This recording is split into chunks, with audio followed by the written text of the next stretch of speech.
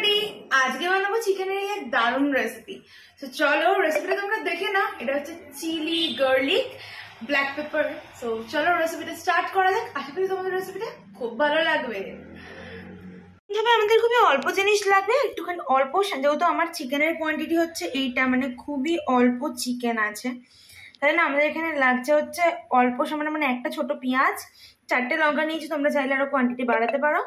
রসুন নিয়েছি বেশি না, 6-8 কোয়া এরকম কিছু সামথিং, আর একটু ছোট আদার টুকরো নিয়েছি, আদাটা কেটে নিয়েছি। আর এটা হচ্ছে চিকেনটা, আর এতে আমাদের একটা ডিমও লাগবে অবভিয়াসলি। এই ডিমটা আমি দেবো, সব পুরো রেসিপিটা দেখতে থাকো, বুঝতে পারবে। মিক্সার গ্রাইন্ডারে আমি পুরো জিনিসটা দেবো, এবং সামান্য একটু জল দিয়ে এটাকে আমি মিক্সড করে নেবো। এর আগে এতে আমি মিওনিস বানিয়েছি, আগের রেসিপিতে দেখিয়েছি, সেই জন্য জায়গাটা মিওনিস লেগে আছে, তো কোনো ব্যাপার না। শীতের দিনে এমন গার্লিক ব্ল্যাক পেপার চিকেন খেলে কার না ভালো লাগে বলো? রেসিপিটা মানে যেটা বানাবো আমি বেসিক্যালি, সেটা আমি খাই না, মানে খাবো না, খাই না বলা বল, খাবো না এটা বলাটা ঠিক। সো মা, বনি আর পাপা খাবে। কথা বলতে বলতে আমার মোটামুটি গ্রাইন্ড করা কমপ্লিটই হয়েছে। চলো এটা মিক্স করা যাক। একটা ডিম দিয়েছি আমি, আর এবার আমি মশলাটা অ্যাড করে দিলাম। এবার ওয়েল মিক্সিং করতে হবে। ফার্স্টলি প্রথমেই বলে দিই, কেউ না জাজ করবে না হাত দিয়ে মেখেছি বলে। আমি তোমাদেরকে প্রেফার করবো কোনো স্পুনের সাহায্যে না মিক্স করে হাত দিয়ে মিক্স করো, এটা খুব ওয়েল মিক্স হয়। সামান্য আমি অ্যাড করছি নুন, যেটা পরিমাণ বুঝে সেটা দেবে।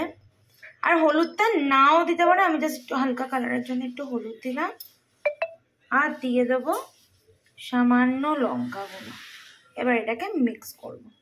অনেকেও দেখে এটা দিয়ে ভাবতেও পারো যে ভাই এভাবে কেন মিক্স করছে, বাট এটা আমার প্রসেস, এটা আমি মনে করি এটা বেস্ট।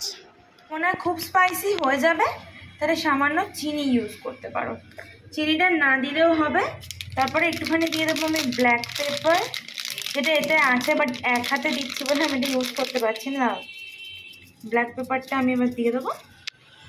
এবার এটাকেও আমি পুরো আরেকবার মিক্স করে নেব, ভালো করে মিক্স করবে। আর এটা 8 ঘন্টা কিংবা 10 মিনিটের জন্য আমি ঢেকে রেখে দেবো। এবার 1 চামচ সয়া সস মিক্স করে ঢেকে রেখে দেবো। তারপরে আমি গ্যাসে দিয়ে দেবো সাদা তেল। এবার আমাকে চিকেনগুলো ভেজে নেওয়ার পালা। তো আমি এতে সাদা তেল ইউজ করছি, তোমরা চাইলে সর্ষের তেল দিয়েও করতে পারো, কোনো অসুবিধা নেই। যার যেটাতে এমন সুবিধা সে সেই তেল ইউজ করতে পারে। তারপর আমি চিকেনের মধ্যে খানিক অ্যারারুট দিয়ে এটাকে বিষয়টাকে মেখে নেবো, তাকে একটু ড্রাই ড্রাই করেই মাখবো।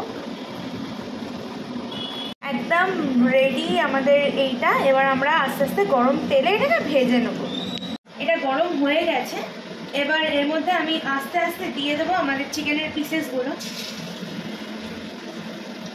যেই কটা এই লটে ধরা সম্ভব আমি সেই কটাই দেবো, বেশি দিয়ে দেবো না।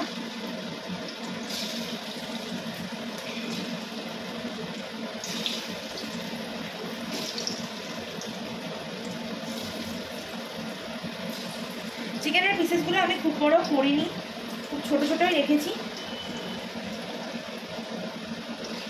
ফ্লেমটা লো টু মিডিয়ামে রাখবে। আর যতক্ষণ না একটু কড়া করা হচ্ছে, মানে আমি একটু ভালোভাবে ভাজছে, ততক্ষণ আমরা এটাকে ভাজবো। কারণ যদিও এটা দেখা যায় উপর থেকে অনেকটা শক্ত টাইপের হয়ে গেছে, বাট ভিতরে এটা অ্যাকচুয়ালি কাঁচা থেকে যেতে পারে, নাই বয়েলড হতে পারে। তো ওই জন্য আমি বিষয়টাকে একটুখানি গ্যাসের ফ্লেমটা আস্তে দিয়ে ভাজবো, যাতে একটু কুড়মুড়ে ব্যাপারটা থাকে। এবার এগুলোকে একটা একটা করে উল্টে দেখবো যে এগুলো হচ্ছে কিনা। হ্যাঁ, এগুলো এবার পারফেক্টলি ভাজাটা হচ্ছে। এগুলোকে একটু উল্টে পাল্টে ভেজে নেবো, যাতে বোথ। ফার্স্ট লটের ভাজাটা অলমোস্ট ডান।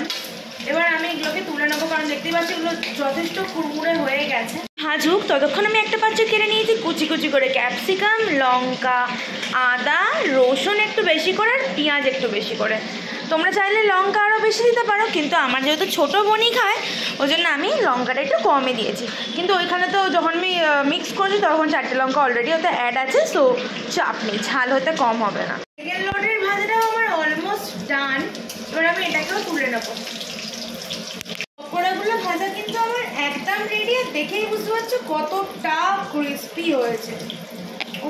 জাস্ট আমি যদি খেতে পারতাম জাস্ট দারুণ লাগতো। এবার এর মধ্যে আমি কেটে রাখা যে সবজিগুলো রয়েছে এগুলো অ্যাড করে দেবো, সামান্য চিনি অ্যাড করে দেবো। এবার আমি একবার ওয়েল মিক্সিং করবো এটাকে।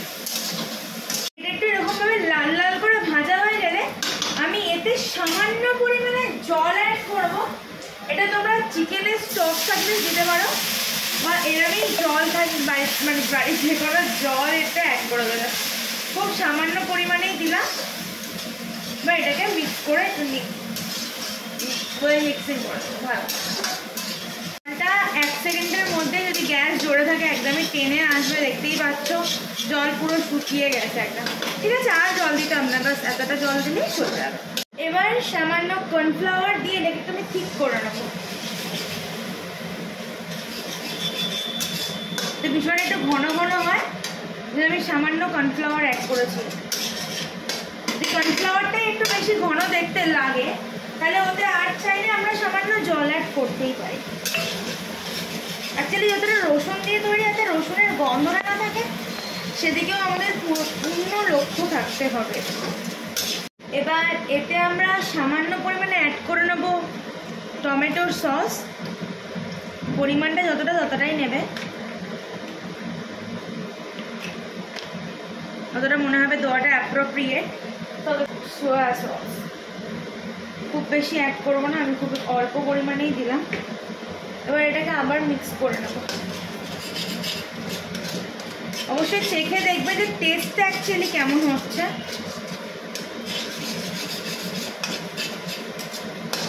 আর এতে ভেজে রাখা চিকেনগুলো আমি অ্যাড করে দেবো। এবার তারপর আরেকবার মিক্স করে নেবো আমরা এর সাথে, যাতে এর সাথে ভালো করে মিক্স হয়ে যায়। আমি আমার বনি খাবে বলে বেশি অ্যাড করবো না, খুব সামান্য পরিমাণে ব্ল্যাক পেপার আমি অ্যাড করে দিলাম।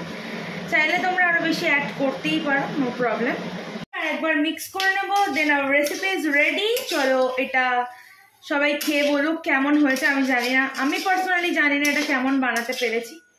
আশা করছি প্রতিবারের ন্যায় এবারেও আমার খাবারটি ভালো হবে। আমাদের ফাইনাল রেসিপিটা ডান। তোমরা চাইলে এটা শুধু খেতে পারো, আর সাথে যদি চাও মিওনিজ তো সেটাও আছে, চলো সেটার সাথে দেখা।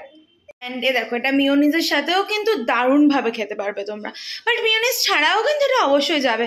আমি মিওনিজের রেসিপি আমার শর্টস ব্লগে শেয়ার করেছি, তোমরা চাইলে সেটা চেক করে নিতে পারো। ভীষণই ভালোভাবে বানিয়েছি আমাদের এই সুন্দর মিওনিজটিও।